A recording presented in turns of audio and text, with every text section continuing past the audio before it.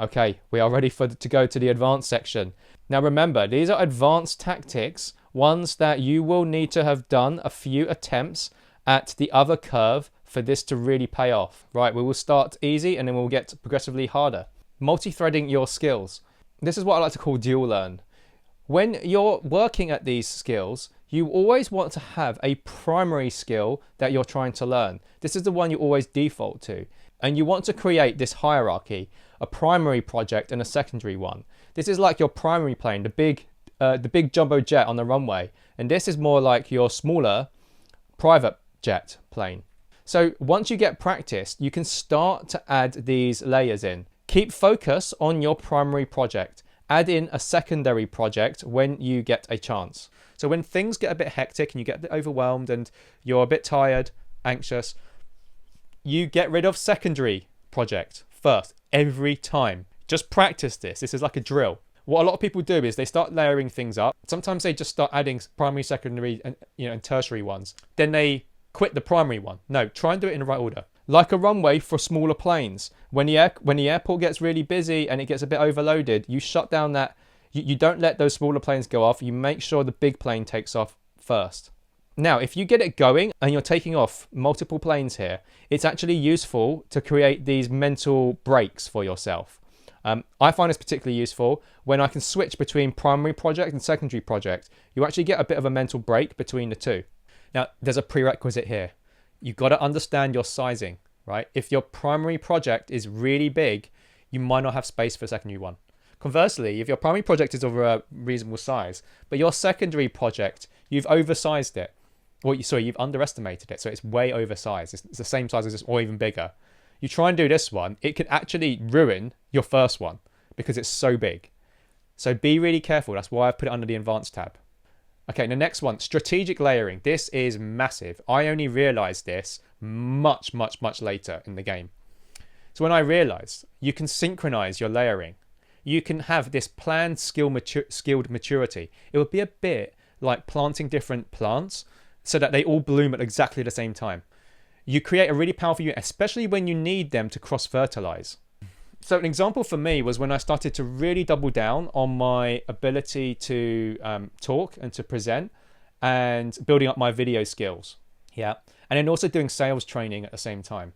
When I start new communities or new groups, and this is in real life too, I'm always thinking about when things are going to take off later and how that's all going to play out.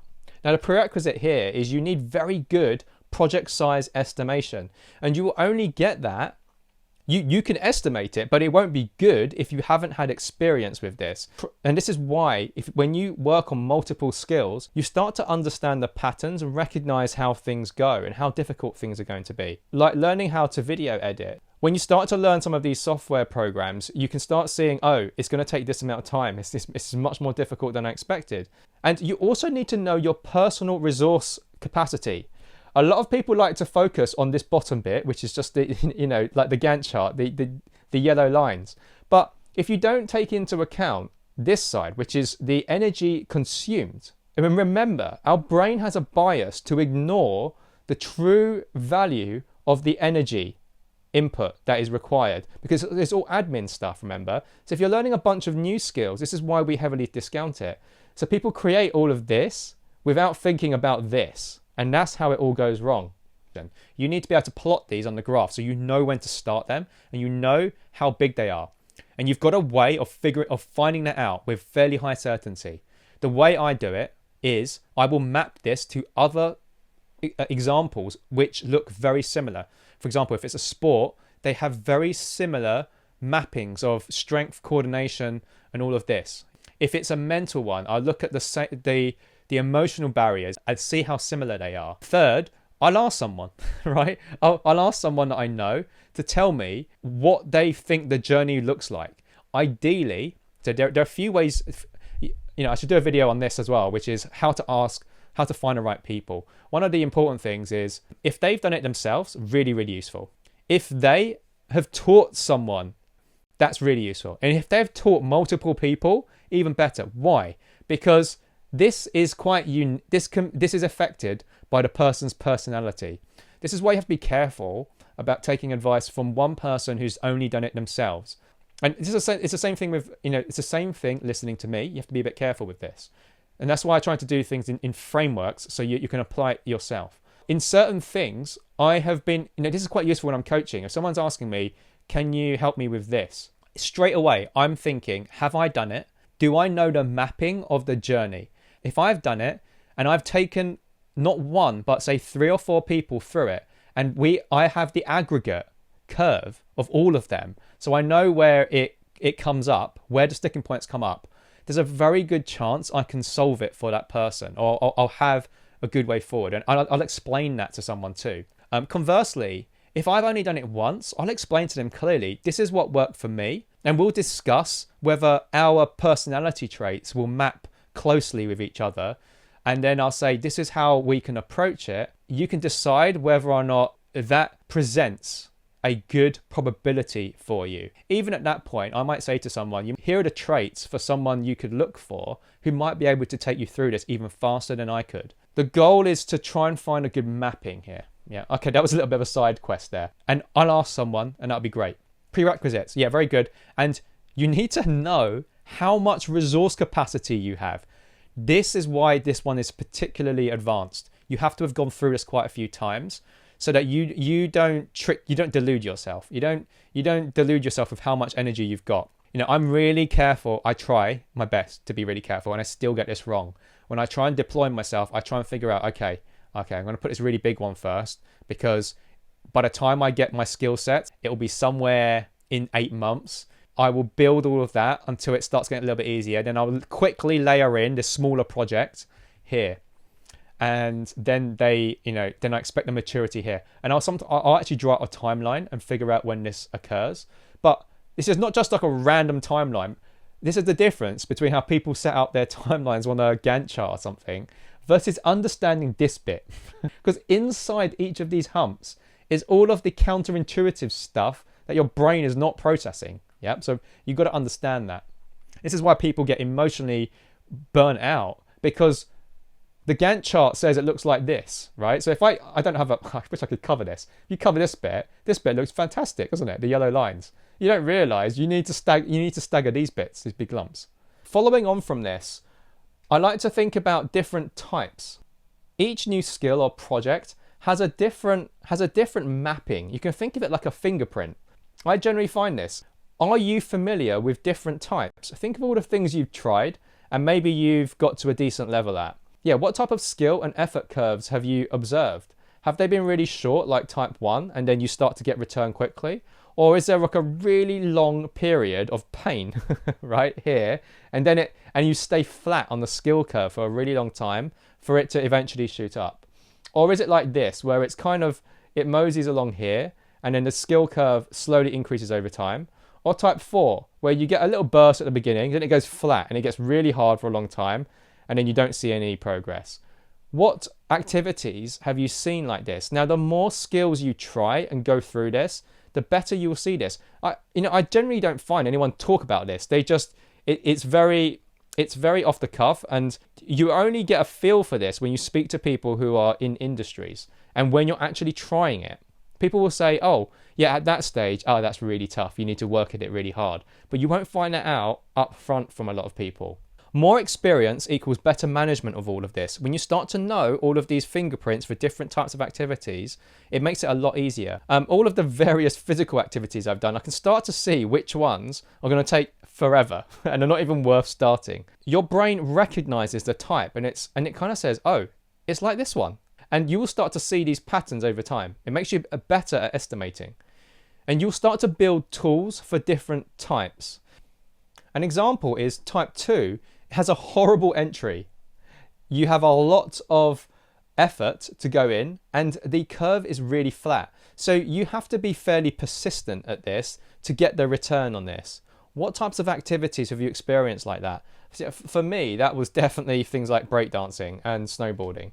Type 3, you have this kind of gradual curve and it goes through this. Now, if you want to accelerate it, you could take some coaching from, this could be a sport or anything, and it will help you accelerate and get you through this. It's quite a long time. This effort curve is a long time. So you can reduce, there's a lot of area under this curve. So if you want to shrink it and make it a little bit less painful, you can try and get some help.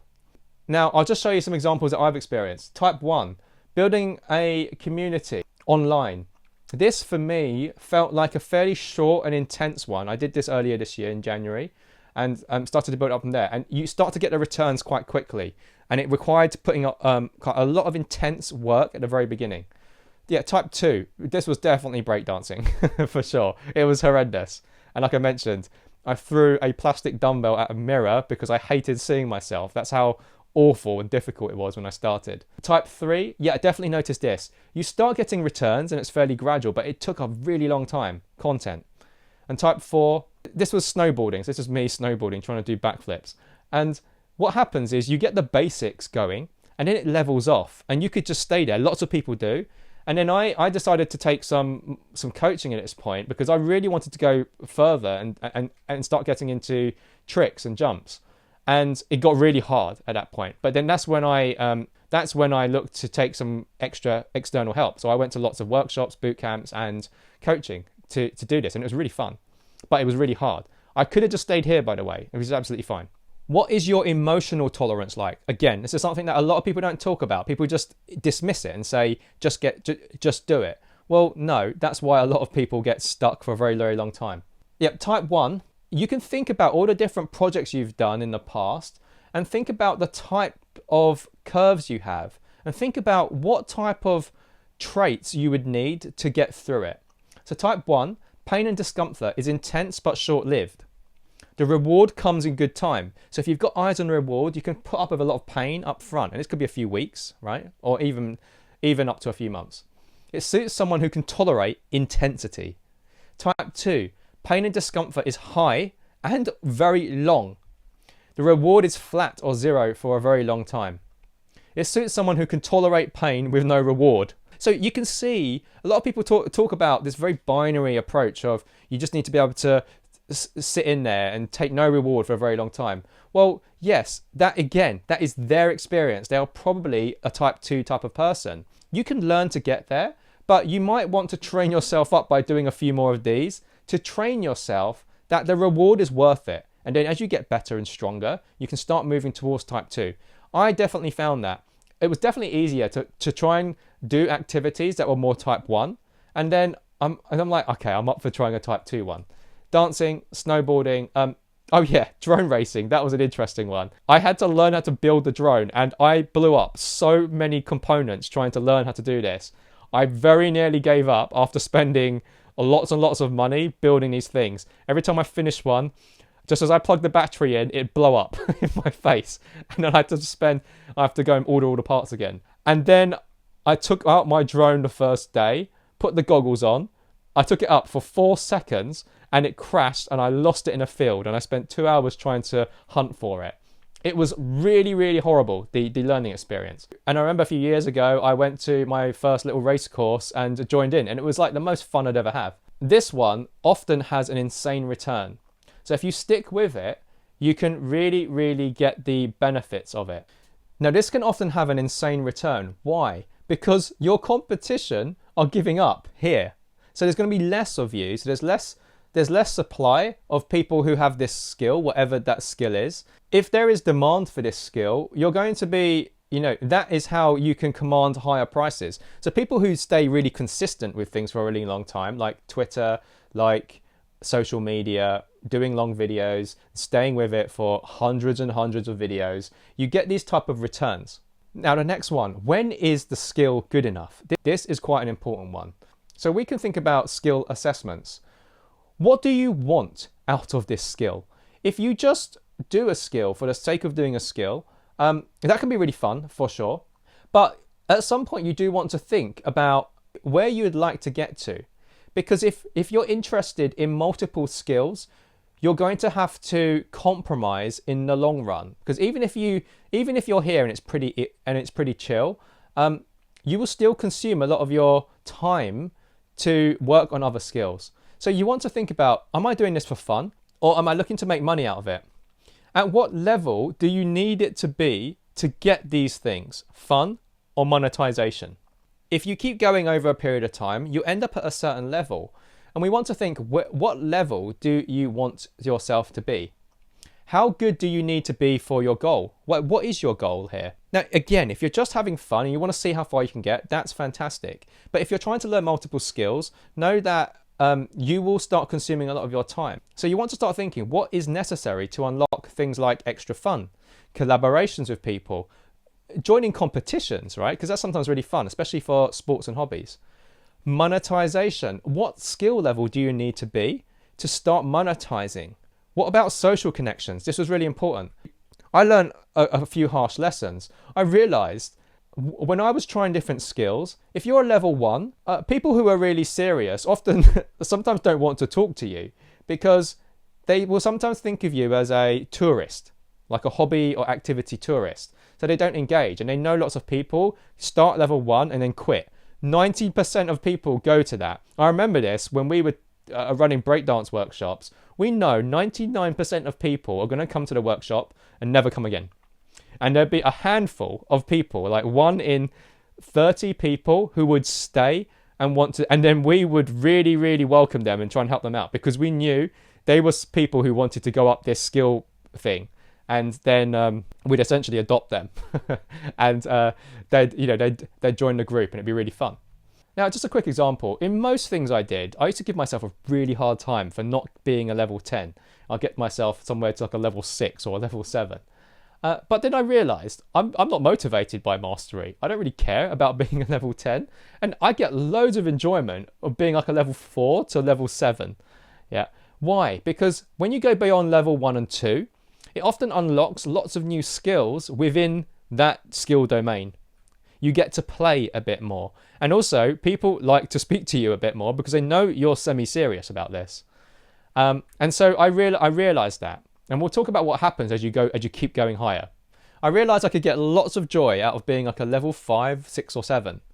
And I realized level 1 doesn't have access to lots. And I noticed this when I started coaching some of the sports. You realize when people are just dabblers or tourists into the thing, they don't have access. Well, because they can't do the things that you need them to do at level 2 and level 3 and beyond. And so when I start anything, I'm always thinking, right, I need to try and get myself to level 3 at a minimum. Now, obviously, this is like an arbitrary scale. Now, I've created my own scale in my head, by the way, which I'll talk about in a minute. But monetization usually happens around level 4. If you try and do things at level 1, you're probably not going to be able to monetize it. And that's why it takes a bit of practice. So this is like a quantitative way of thinking about your skills. So I gamify it like this. You don't need to be a level 8, 9 or 10 to monetize, to start monetizing. But if you're an 8, 9 and 10, you can probably monetize like crazy. I noticed this when I learned how to do sales calls. When I was level 1, I was useless. I couldn't close anything. And then as I got better, definitely around level 3, 4, started to close. And as I got a little bit better, I'm definitely not amazing. But as I got better at this, it was easier and easier. When I did outreach, when I was trying to, for another business, I was trying to send emails and it was useless. I was getting ghosted for ages because I was on level 1, 2. But when I realized I started learning some skills to get myself a bit higher up, I started getting responses. Yeah. And same with content. Content's a great one. And that's why I used it earlier on. When you're first posting content, you're a level 1. And that's why you get 10 views or 11 views. And I just have some clients tell me, James, I think I've been shadow banned. They say, can you check my content? So I look at their content. I'd be like, and I'd say, no, it's not very good. It's level 1. And that's fine. We just need to get lots of reps in and some deliberate practice and slowly work your way up. And before you know it, you start getting, now content is quite interesting because you get very good direct feedback if it gets good. And I actually, it's weird. I didn't like content, but I liked the game of trying to get better and better at it. The same thing when I started when I started the embarrassing journey of starting my in-person meetups. Level 1, no one shows up. I have to show up by myself. I stayed at level 1 for 2 or 3 times. Level 2, 4 people showed up. Level 3, it was, I don't know, 15 people showed up. And like now the events, we get to have about 120 people show up or something every month. For me, that feels like a level 8 or so, which is great. Now, yeah, like I said, this is a totally made up scale, but you can get a feel for it. Now, what I generally like to do is I like to, if I start a new activity or sport or hobby or project, I try and find someone who works in that area, and I'll ask them to help map this out for me so I can understand. And I'll ask, how long will it take to get to, say, a level 6? If they say 15 years, I might reconsider it. But all I can think about is that curve, and I'll be thinking, oh, if I put 6 years into that, I don't think that's going to be a good return on my time. So I'll look for things which I can get to a level 5 or 6 fairly quickly. So I have a good return on effort. Okay, do you remember this curve? As you increase immersion, at the very beginning, you don't get much return on your effort. And then there's a sweet spot here. And the reason is because your brain's deprioritizing. Now we have a similar curve, and you get diminishing returns. And then you get diminishing returns as you keep immersing yourself. So we have another curve here, effort versus your level. So I generally like to think about this. At the beginning, you need to start putting effort in, right? So you have to show up. And so I've drawn it such that you don't really improve yet because you just need to walk to the place first. But then at some point, you start improving, keep putting in effort, and your level starts to increase. And, you know, it varies from activity to activity, but I just want to generalize this. There's like a proportional period where your level increases, you get a good, fairly even and understandable return on your effort. And then as you keep increasing, especially beyond level 6 to 7, you start to have to put in a lot more effort for small increases in skill. So your default skill to effort ratio happens here. Yep. I'll just show you. So here, as you go up, if you want to be a level 4, it's this effort. If you want to be a level 6, it's kind of the same amount of an effort here. And then as you go up 2 more, you have to put twice the amount of effort to get to, say, a level 8. Now, again, I'm just giving you this for illustration purposes. If you want to go 2 more levels up to a level 10, just think of this as a log scale. You have to do 10, 100 times my effort. So you really want to start thinking about what you want to try and achieve. What are the pros and cons to doing this? You want to think about where you would start to enjoy your levels and then start to combine different skills at different levels, what configuration you would like in your life. You can keep focusing, and this leads to being even more unique because more people are going to drop off. There's going to be fewer of your competition, and if it's a valuable skill set, there'll be more people in, there'll be a really high demand. And so you can be the only one in that field. So there's a big advantage to that. But you just might not want to do that, especially if you're watching this video. You probably like doing multiple skills. So you want to start thinking about where you want to go in your level curve. Now, for me, I like to think about where does it start to turn? Where does the curve start to tail off and you get diminishing returns? Now, I don't really want to go there. Then I might go about 70% that way. And here, you usually get this nice place where you get to unlock lots of the fun that the technique and knowing and being able to play inside the skill affords you. Anyway, I hope that was useful for you, and I'll see you in the next video.